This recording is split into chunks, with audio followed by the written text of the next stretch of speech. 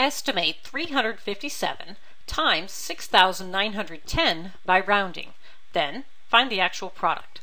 So starting with 357, if we round to the nearest hundred, this would give us approximately 400. 6,910 to the nearest thousand would give us 7,000.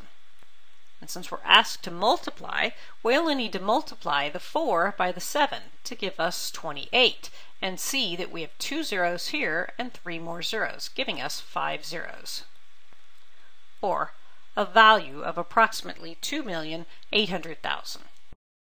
Now we're asked to find the actual product. So multiplying 7 times 0 gives us 0. 7 times 1 is 7. 7 times 9 is 63.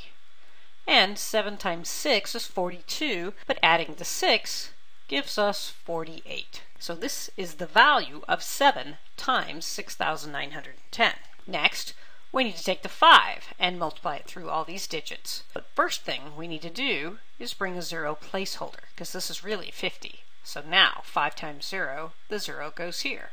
5 times 1 is 5. 5 times 9 is 45. So I'll bring down the 5 and carry a 4.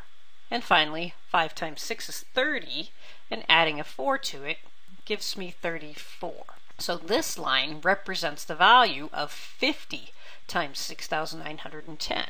And then finally, we need to distribute the 3 through this. So we'll add a 0 and another 0, because this is really 300 times this. Starting with 3 times 0, we'll put our first 0 here. And then 3 times 1 is 3. And 3 times 9 is 27. So I'll write a 7, carry a 2. And 3 times 6 is 18, and adding 2 more would give us 20. This line represents the value of 300 times 6,910. Now we need to add up our 300 times the value, 50 times the value, and 7 times the value to get the product of 357 times 6,910. So starting in the ones column, we have 0. The tens column, we have 7. Next, we have 8. I'm going to go ahead and put a comma here. And then in our fourth, or our thousands column, we have 13, and 3 is 16. And then we have 8 and 7, which is 15, plus 1 more is 16. Carry the 1. So in this column we have a 4, and finally we have our 2, giving us an exact product of 2,466,870.